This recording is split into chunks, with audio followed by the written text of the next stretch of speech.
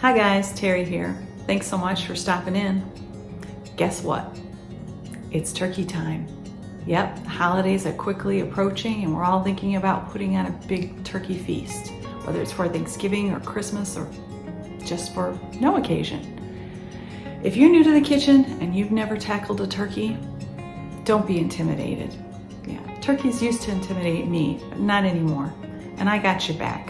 I'm gonna break this down for you as simple as possible. If I can do it, anybody can do it. So let's not let any turkey intimidate us. Let's get going at it. Well, the process in our house starts the day before Thanksgiving, where we get most of the prep work done. And we start by taking our loaves of bread and tearing them up and putting them in a big bowl. I'm going to post the recipe up on the screen for you, and that'll give you an idea what I use for ingredients and how it's all put together. But then I'll kind of talk you through it too here. It's also nice to have helpers. My sweet husband is always my right-hand man during this season, and he helps me so much. So you're going to see him in here, at least his hands in here too. So we tear up our stuffing, we put it in a big bowl, our bread I should say. We put it in a big bowl and then we just loosely lay a piece of foil over it or plastic wrap and let it set overnight to try to dry out a little. You don't want to get it real dry, but you just don't want it super moist like it comes out of the bag either. So actually stale bread is good for this too. So we get all our bread tore up, so that's done for the next morning. We don't have to do that. Then next we start on washing all our veggies, the green peppers, the celery. First I start with my sweet potatoes. We don't do a fancy sweet potato casserole. I just bake some sweet potatoes because we love them, and we just mash them up and they're like an additional mashed potato in the meal. We have regular mashed potatoes and then some mashed sweet potatoes. I mean, you can do them however you want. This is what I do. I have like 4 large here. I wash them up. I cover my pan with foil because sweet potatoes tend to like to leak on the pan and make a mess for cleanup. And then I take them and wrap them really well in a heavy duty foil because they tend to ooze out their sugar and juices as they cook. Get them all wrapped up nice and tight there and put them in the oven at 425 for about an hour. I do a half hour at a time, and then I usually rotate the pan or roll them over and then give them another half hour. And you'll know they're done if you have like an oven mitt on and you give them a little squeeze and they're soft. Then you'll know they're done. If not, just give them another 15 minutes. Real simple. So while those are baking, we got them set, I think, like I said, for 425 for about an hour. While those are baking, we get our veggies washed, our green peppers, our celery. I get my onions out. We wash all those up and chop them up into like bite-sized pieces. And we're getting this all ready for the stuffing the next morning. We will put all these in Ziplocs. I usually use a sweet onion, like a Vidalia onion or something like that. So we get all our veggies chopped up and put them in Ziplocs. So the next morning we just have to dump them out of the bag into the skillet because we're going to saute these and get them tender in butter the next morning. But this part is all done then too.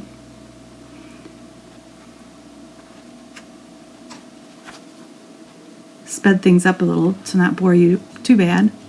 I wish I could move that fast, but I don't. So just get them all chopped up, put them in Ziplocs, and they're ready for the next morning. And then, about then, our sweet potatoes are probably getting done. Yep. And we'll take them out, and they look nasty, but they're going to taste great. So just unwrap them here, pull the ends off, slide that fork over them, and the skins peel off really easily. Of course, you let them cool a little bit. After they come out of the oven, I usually let them set on the stove for maybe 30 minutes or something to get them to cool down because you will burn your fingers if you don't. And sometimes sweet potatoes have little brown spots on them or something, kind of like a banana would. It's not that it's bad. You just kind of pull them off, get rid of them so your potatoes don't have any brown in them.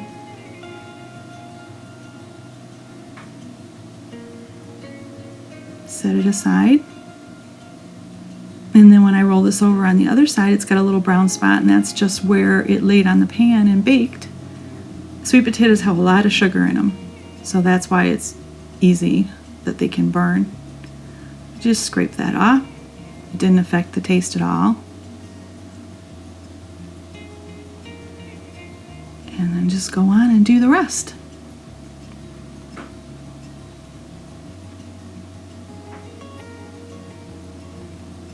The peels come off really easy. And if you want to do, you could always put marshmallows in them, whatever you want to do. I know people do a lot of really fancy recipes with the sweet potatoes, make them more like dessert. We just kind of like ours to taste more like the potato than a dessert, so that's how we do it. But you can do it however you like. So when I get these all peeled, then we just put them in a big bowl and mash them up, by hand with a fork or a hand potato masher. And I put a little, sweet potatoes are sweet, but probably bad, but I still like to add a little bit of sugar, like a little bit of brown sugar to them. Probably for these 4 large potatoes, I added about 1/8 to 1/4 cup of brown sugar. And then probably at least half a stick of butter. It's Thanksgiving, folks. You're just gonna look the other way when it comes to butter and sugars and stuff. It's a once a year thing. So yeah, add the sugar, mix the butter in, some salt, some pepper, and you just keep tasting as you go till you get it the way you like it and the way you think it tastes good. Then we stick them in the fridge, and the next day we just warm them up before dinner is ready. I also like to get my pan ready the night before, and I usually use this big old roasting pan. I never use the lid to it because usually I'm making like a 22-pound turkey and I can't even fit a lid on it. This year that I did this video, I think I made like a 16-pound turkey, something like that. And so I get my black pan and I take huge sheets of heavy-duty aluminum foil. I usually don't cheap out on that. I usually get Reynolds Wrap or a good brand that's pretty sturdy. And I tear off probably about 3-foot sheets, 2 of them.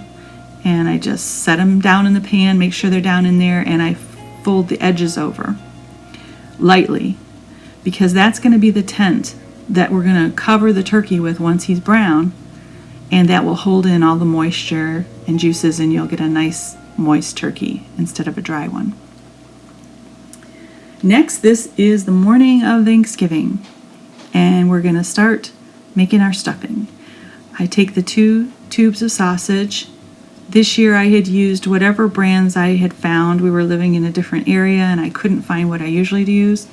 And so I tried 2 different brands, a Jimmy Dean's and I think one was a Tennessee or something. And no offense to anybody that loves them, but I did not like it as much as what I originally used, which is a Bob Evans original sausage. But where we were living at the time, they didn't have Bob Evans, so you just have to work with what you have.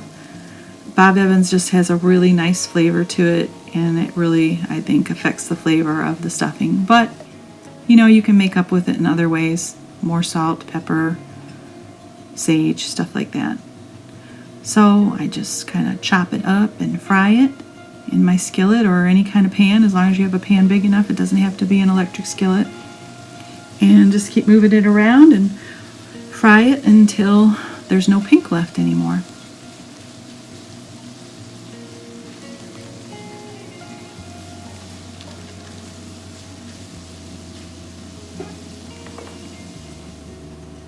The sausage is all done. You just take it out and put it in a bowl. You don't need to worry about draining any of the fat off of it or anything, because that's going to flavor your stuffing. It's going to make it taste even better. And if there's a little bit of fat left in the pan, that's fine, because you're going to put butter in that pan to saute your vegetables, and any sausage oil will just make it taste all the better. So we get most of the meat out, all of it, and then drop a little butter in that pan. Probably 1/2 to 1/3 of a stick, I think. You want to get the bottom of the pan nice and buttery, so when those veggies are sauteing, they don't end up sticking or getting burnt on the bottom or anything.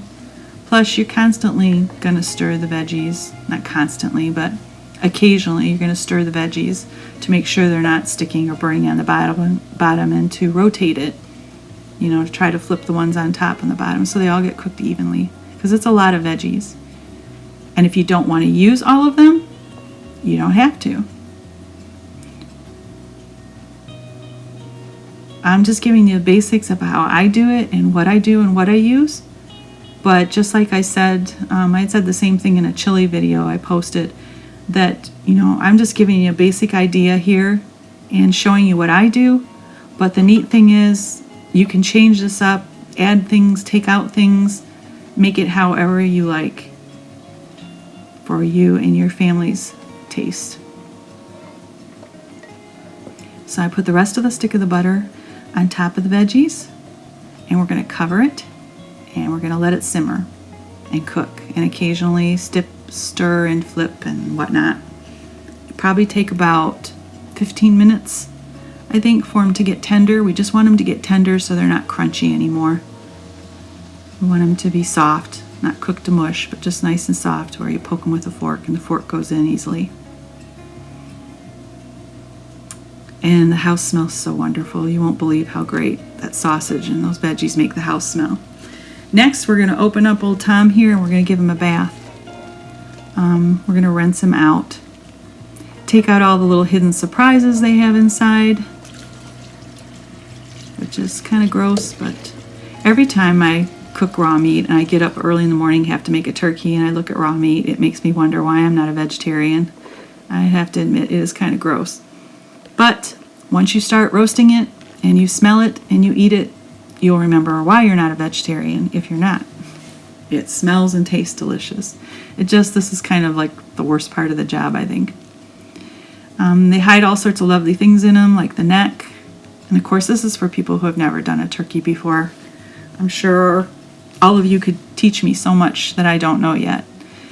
But this is just what I've learned, and if you've never did it before, it might come to you as a surprise what they stick inside a turkey. Those are giblets, or I don't know what they are, organs or whatever, and some people use those for their gravy, and they love them, and they think they make the gravy taste great, and it probably does. I don't mess with them. Some do and some don't. We just run water down through his little body here and get any, bloody water out of him and get the water to run clean. And of course, before I do this in my sink, I make sure my sink is really clean. I scrub it, with soap and water and rinse it really good, because I'm going to be laying the turkey right down in it. You don't want to be doing that in a dirty sink. And then, of course, after you're done, you want to clean everything really good. Whenever you work with turkey or any raw meat, you really want to clean things up good. This turkey had an added surprise that not all do, and that is its behind. I just popped out there, which is kind of gross too. I cut it off and threw it aside, but I had an aunt who used to say that was the best part, and it does look rather meaty, but I think I'll pass. This turkey, the legs are held together with a plastic zip tie or something. This one didn't have that, but they had a piece of skin that they had saved. It was kind of neat how they had processed it, and the legs are able to be tucked back in that skin, so you'll see later what I'm talking about. So just keep tipping it and trying to make sure all the water is out of it. You don't want puddles of water in it. And we're going to season the inside of it with just a little salt and pepper.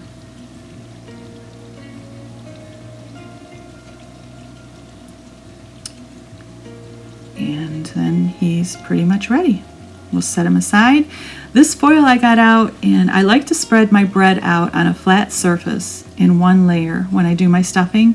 So I made this piece of foil to keep it off the counter so my counter wouldn't get all messy, but I don't recommend it because the foil kept tearing on me when I was trying to stir my stuffing. So I did this, but I really wouldn't do it. I just make sure your counter is really nice and clean and dry, and spread your bread right out on that if you can, and then just clean it up really good when you're done.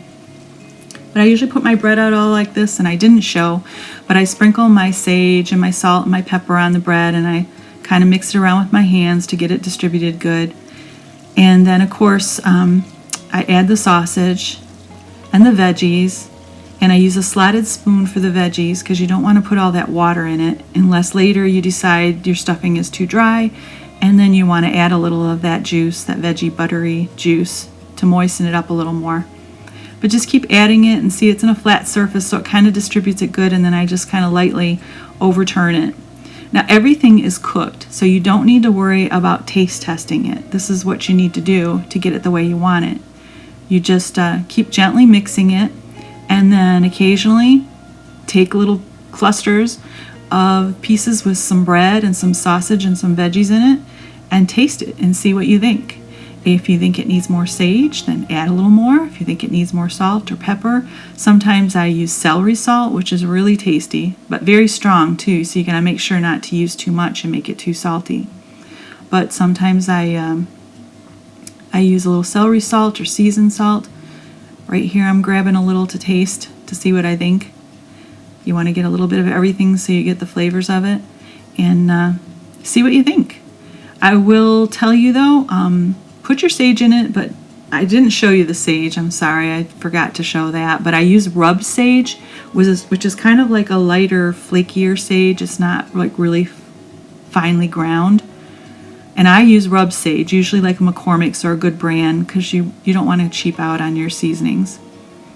But sage tends, and here I'm just drizzling a little butter. If you still think it's a little dry or want a little more flavor, you can drizzle a little butter in it. But take note, though, that sometimes sage comes out more as the stuffing gets heated or as it sets longer. So you don't want to overdo it. Now we're going to put some of the stuffing in the turkey. Not all of it, but some of it. So whatever stuffing you put in the turkey, set aside or have someone take it out of the other stuffing for you. Sorry, I can't talk. Because you don't want to be putting your hands in a raw turkey and then putting it in all of the stuffing. You just want to grab the stuffing that you're going to stuff the turkey with. So I take a little bit out that is solely just for going into the turkey. And I put some, this is in the neck area. And then we're going to put some in the body area too. The body cavity. And like I said, because we're only going to use a small portion of the stuffing, probably about 6 cups. Maybe 4 will go into the body cavity and maybe like 2 into the neck. And we just do that because that gives that stuffing maybe a little more flavor as the turkey cooks. But the rest of the stuffing's never going to go in the turkey. And that's why you don't want to put your hands that have been in the raw meat back into the other part of the other portion of stuffing. So the rest you're going to see we put in a bag and we heat up before the turkey gets done that day. Sorry, we're on Thanksgiving Day here. So we've got the body filled. You'll see as I go, I'm probably making it confusing right now. Then I bend old Tom's arms backwards, wings, and I try to put him in a position here so his wing will hold that neck flap down. My mom used to take care and sew it, and I just don't do that. I'm too lazy. So I just try to use those wings as a way of trying to pin that skin down so all the stuffing won't fall out. It doesn't do a really great job, but it's really not going to go anywhere anyways because he's setting that way in the pan, and it's not going to go anywhere, but it just kind of helps keep that skin tucked down there and the stuffing in there. And then on the back side, you don't jam pack it full of stuffing, you just lightly stuff it so that stuffing has room to swell. Normally I'd put 1 apple, but I had room for 2 this time, so I just put 2 in. The apple, we don't eat it, but it just adds a sweetness to that stuffing that's in the bird, and it adds a wonderful aroma in the house as it cooks. It just smells so good.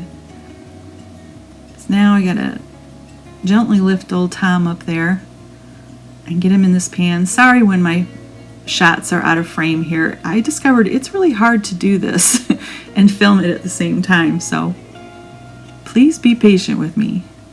If I get out of frame there and you're like, I can't see what she's doing. So I get them down in there, try to get them all positioned, and try not to tear my foil at the same time. You don't want your foil to get tore if you can avoid it. And then I make sure he's not laying on my flaps of foil there. Because once we get him nice and tan, nice and golden brown, then we're going to take those extra flaps of foil and we're going to wrap him in his little foil blanket. Once he's all brown, then we're going to seal him up in that foil blanket and seal it tight, and we're going to seal in all that moisture and those juices so you get a nice moist turkey instead of a dry one. But first we got to get him brown. First we work on his tan, then we work on making him nice and moist. That's how I do it.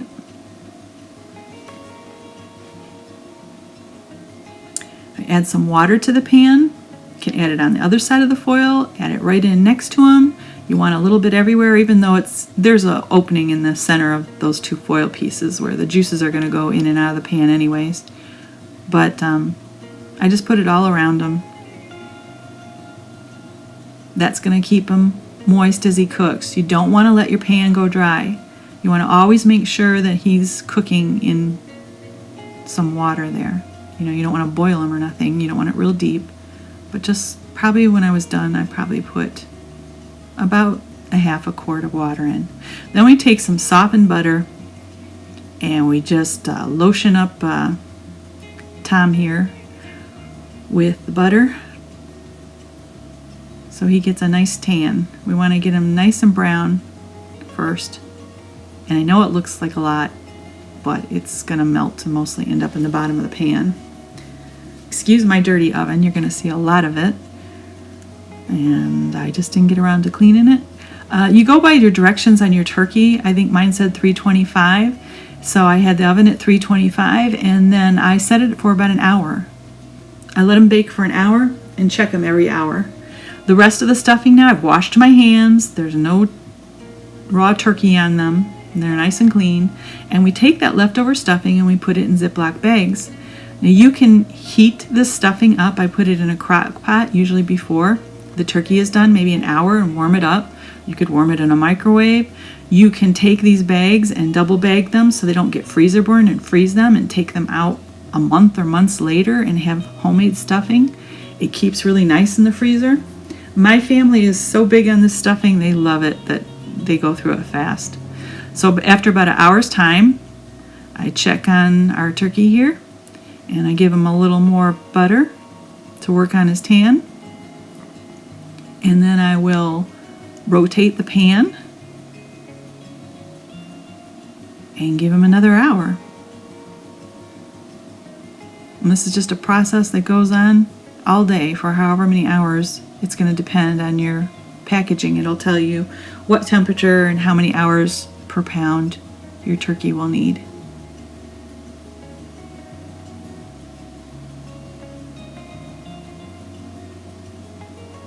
Get them positioned in there just right and let them bake.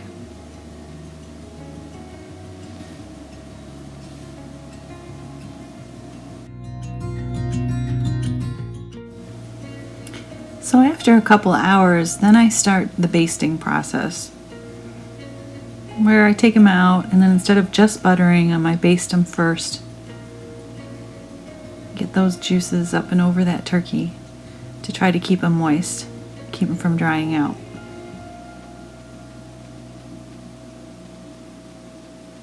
I think it really helps.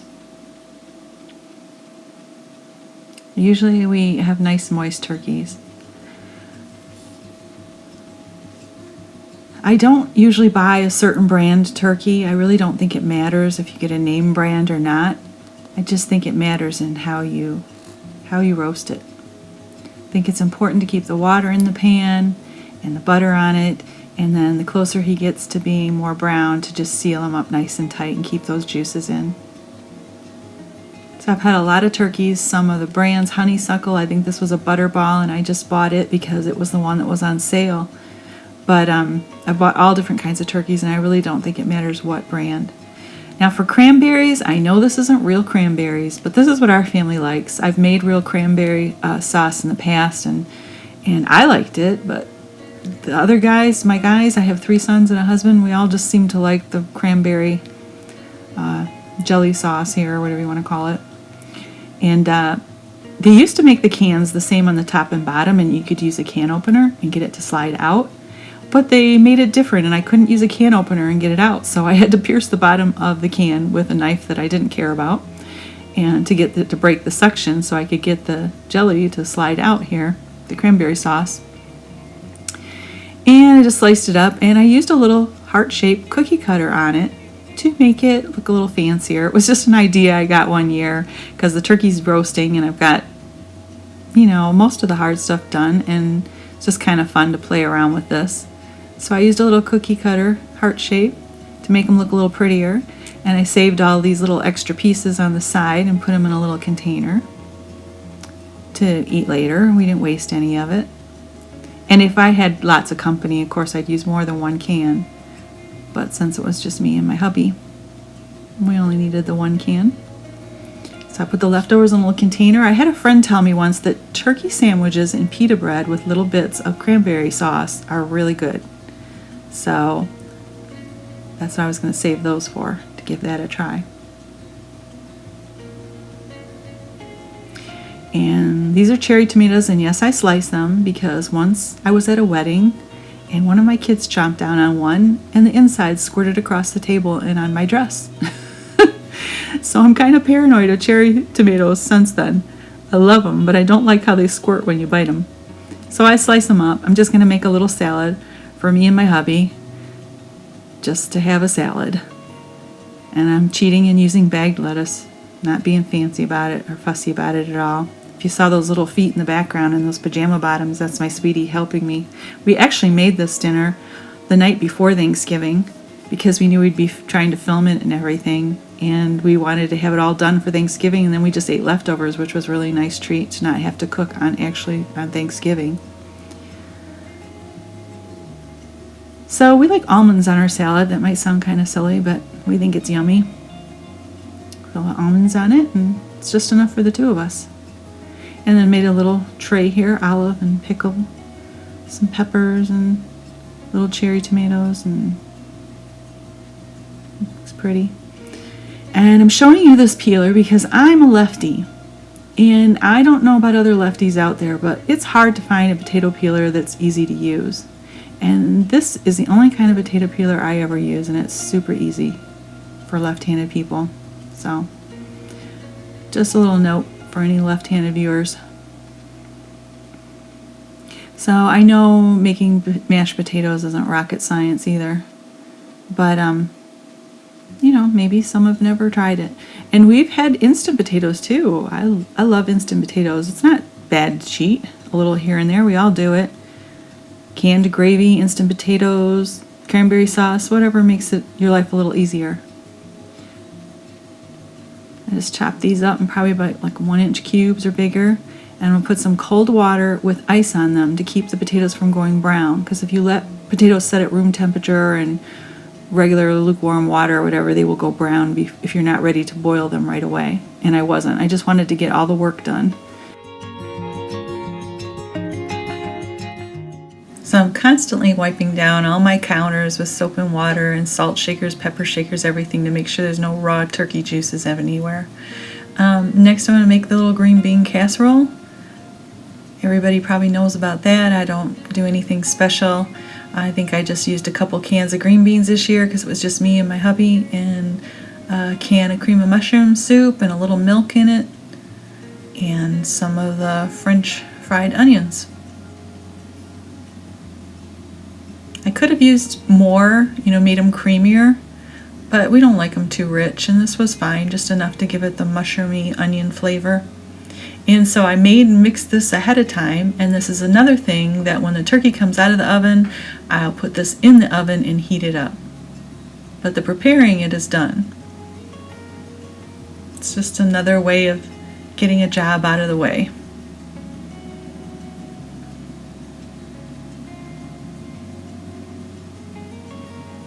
And when it comes out of the oven, when it all comes out of the oven hot and bubbly, then I'll sprinkle some more of the French fried onions on top so they're crunchy. Because the ones mixed in it, of course, are going to get soggy, but they add the flavor to the green beans while they bake. So yummy.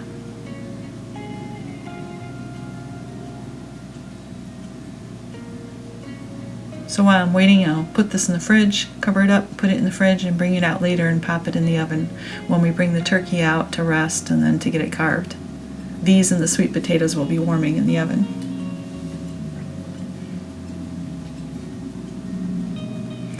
Next, I get my crock pot out and spray the sides so nothing sticks, and I put my extra stuffing that's been in the fridge in those Ziploc bags, I put it in the crock pot about an hour before the turkey's done, and I start warming that up.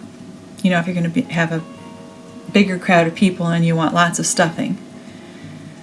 So the crock pot warms that up nicely. Like I said before, you can warm it in a microwave if you want, or whatever, but this is a nice way to have it getting ready at the same time and you don't have to think about it. Crock pots are my friend, especially when you're serving a big crowd of people. You can put so many things in crock pots and keep them warm.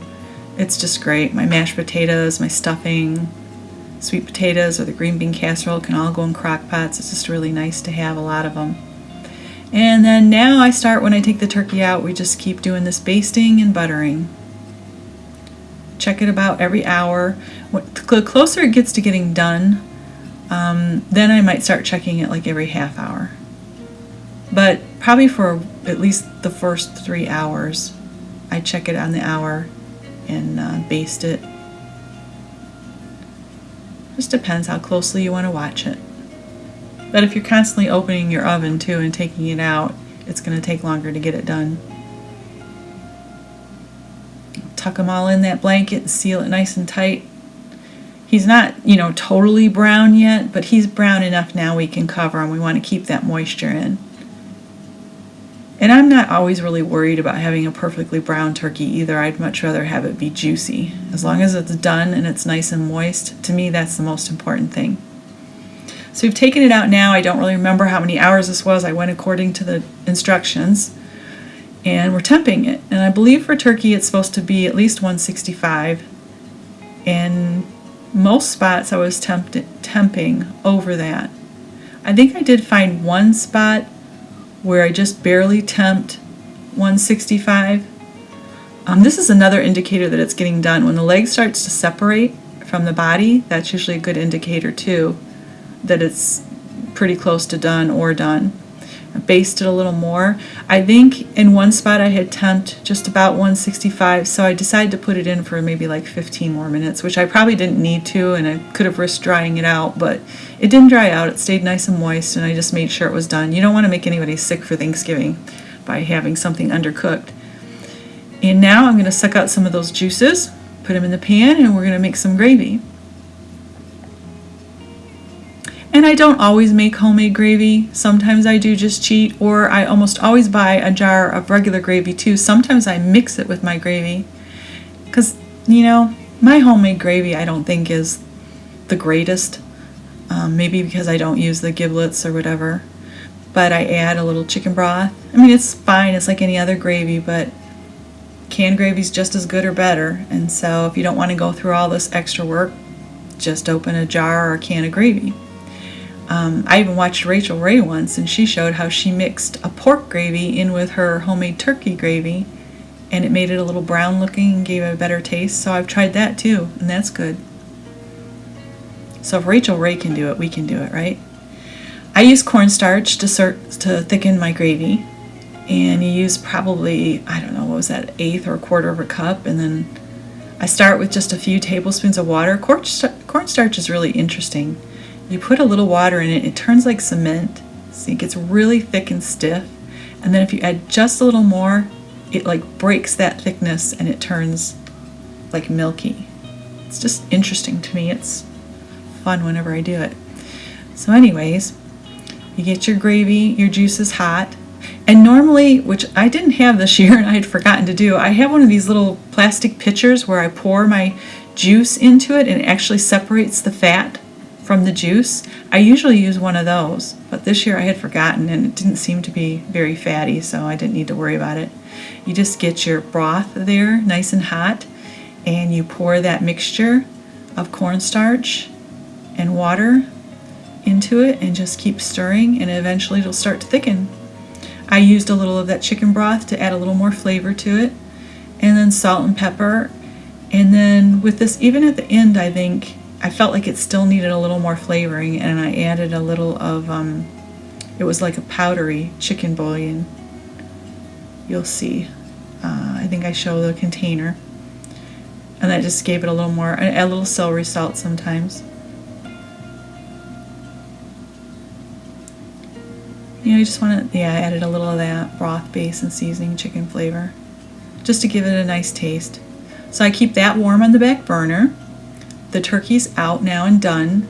I've jacked up my oven to 425 because we're going to try to zap these sweet potatoes and green bean casserole, get them nice and hot quick while we're letting the turkey set, and we're getting ready to slice it up. I can't think of the words. In the meanwhile, I'm getting my potatoes ready to boil, or I'm going to be, and make my potatoes. So we're going to cover that up. It's temped good now. I think we temped at 172, which is plenty high enough. And we're going to let that set on the stove. Let the turkey set. I think it's easier to carve if you do that. I don't really know all the reasons why. Sometimes I just do what I'm told. So we let it set a while, and while it's setting, we got the other stuff warming, and we're starting to boil our potatoes. Boil them until a fork goes in them. Nice and easy, and they break apart. That means they're done. And just take them and drain all the water off of them, put them in a bowl. Take a little milk, some butter.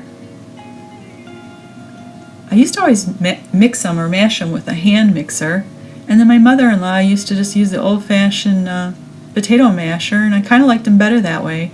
Even like a lot of restaurants you go to nowadays, sometimes the potatoes have little chunks in them or a little lumpy. I kind of like them. I even made them some years where I didn't peel them and I left the skins on them. We like them that way too. So I know there's lots of ways that you can really jazz up potatoes, but I try not to. I mean, they're never good for you by the time you put all the butter in and the milk and all that stuff, but I know you can put sour cream in them and all sorts of stuff to make them taste better, but we just go with basic mashed potatoes, some milk and some butter. Sometimes I use a little garlic salt or regular salt in them and pepper, and just keep mashing them and mixing them until you get them the right consistency, the creaminess you want, and get them to taste the way you want.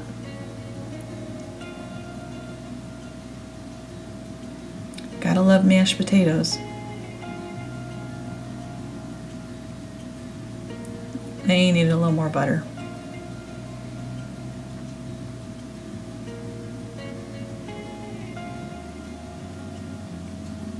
Sometimes it's just nice to leave a couple little dollops of butter on the top too, and let them set aside in the oven or wherever you're keeping them warm. Let that melt in on top of them. Makes it so yummy. I have to clean up my bowl. I am a very messy cook, in case you haven't noticed that already. I actually put a plate over this just to kind of keep it sealed and keep it from getting all dried out. And now it is time, the finale. My sweetie helps me on this. He's getting the stuffing out of the turkey. Now, sometimes I just take this stuffing and I mix it in the other stuffing. It just comes out a little moister, wetter, because it's been baking inside the turkey. It might have a little more flavor or a little bit of the apple flavor. Sometimes I leave them in a bowl separate, so you can choose if you want the stuffing that came out of the turkey or just the regular stuffing.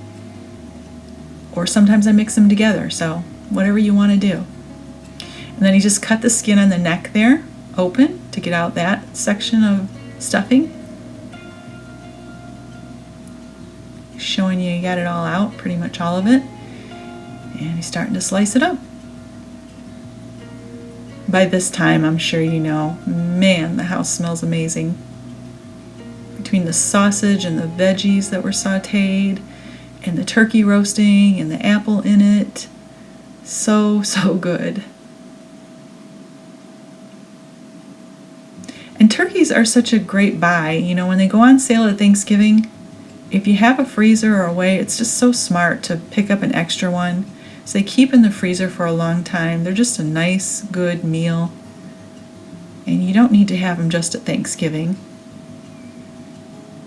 And when you make the stuffing like this, like I said, you can keep that in your freezer probably for at least a couple months, and it comes out great after being frozen too. And so if you make a turkey for Thanksgiving and you want to make another one for Christmas or New Year's or something, you could just pull out your stuffing and not have to make the stuffing all over again.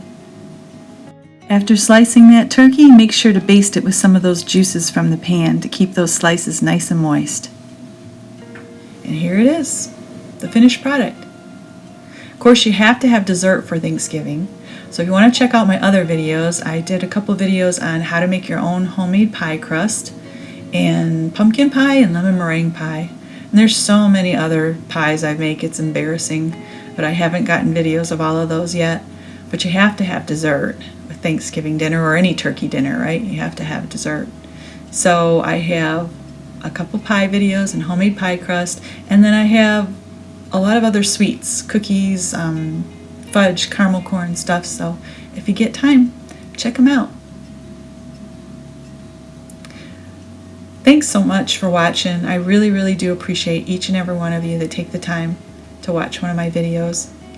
And I hope you try this. I hope you like it. I think you'll do great, and you'll be amazed if you've never tackled this that you can tackle a turkey too. And you're going to wow your family, and I'm sure your family or friends are just going to be so appreciative of all the work you put into it. At the end, I posted a little saying. My father-in-law gave me some glassware, a plate, and it had this little saying that's coming up on it, and it's just really neat. I don't know where it came from or originated, or I'd give credit, but it's pleasant to labor for those we love. It's so true. It is a labor to make a dinner like this, but it's pleasant when you know you're doing it for people that you love and are appreciating it. So to all of you, I hope and pray you have a beautiful Thanksgiving, Christmas, holiday season. And thanks again so much for watching. Bye-bye.